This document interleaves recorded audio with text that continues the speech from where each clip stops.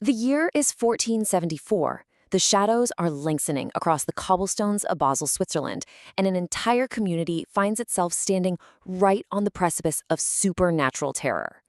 This wasn't some isolated rural backwater. Basel was a flourishing, deeply sophisticated center of European trade and learning. Yet, a crime had just been committed within its walls.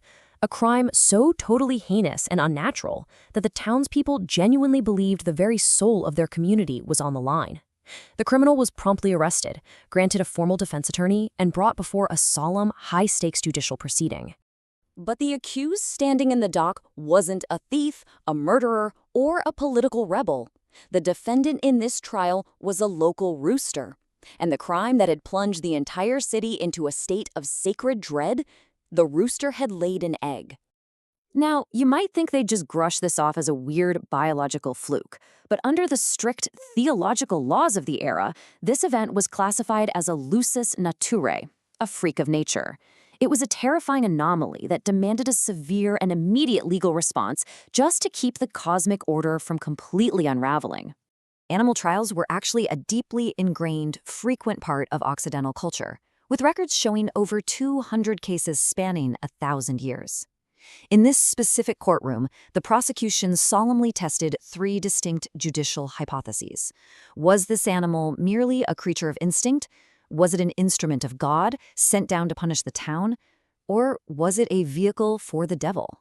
The legal arguments eventually concluded with a terrifying determination. The court officially ruled that the rooster was possessed by evil spirits.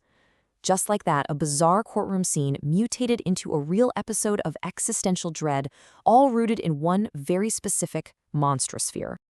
The town was absolutely terrified of the cockatrice. It's a creature that dominated the darkest corners of the medieval imagination. Ancient and medieval writers, stretching from Pliny the Elder to St. Hildegard, documented its nightmare origins. It goes like this. A rooster lays an egg. That egg gets deposited into a dung heap, and it has to be incubated by a toad or a serpent. Out of that unholy union, the cockatrice is born.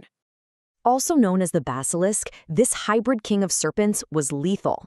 Ancient texts claimed it possessed the death-darting eye of Cockatrice, a gaze so terrifying it would literally petrify a person on the spot. For a densely packed, walled medieval city, this threat was nothing short of apocalyptic.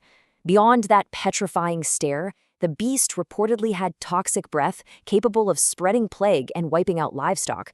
Legends even warned that simply having its shadow fall over you was a death sentence. To the people of Basel, this egg wasn't just weird. It was a ticking time bomb engineered by Satan to unleash an invisible death across their streets. The verdict was decisively guilty. On a sweltering afternoon that August, an immense crowd of townsmen and peasants gathered to watch the execution. The rooster, along with the offending egg, was publicly burned at the stake. And they did it with the exact same dark solemnity they observed when consigning a human heretic to the flames. But as the fire consumed the creature, a rather macabre discovery completely upended the reality of the spectacle.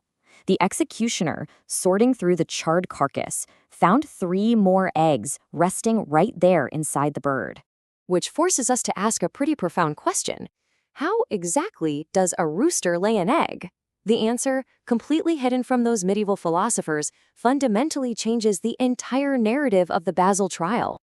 Modern biology actually gives us a very clear structural explanation. A fowl can take on secondary sex characteristics that totally contradict its underlying reproductive anatomy. It happens when a hen suffers from a hormonal tumor or a diseased ovary. That damaged ovary stops producing estrogen, and as those estrogen levels plummet, male traits violently emerge. Feathers, spurs, and a prominent comb grow out, completely disguising the hen as a rooster. We know this for a fact because the parallel is historically documented. Centuries after the Basel rooster was turned to ash, the exact same thing happened in the modern era.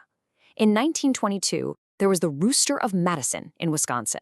This bird had the full, magnificent plumage of a leghorn cock, yet it reliably popped out an egg about every other day. When geneticists investigated the Madison case, they confirmed a precise physiological reality. The bird was in fact a hen, suffering from a temporary disturbance of the ovarian function. The Basel rooster was almost certainly a hen afflicted by the exact same type of tumor, condemned to a tragic death simply because her exterior didn't match her internal biology. It is incredibly tempting for us today to look back at that 1474 trial and dismiss it as pure, unadulterated madness, but it was actually the logical output of a very specific worldview.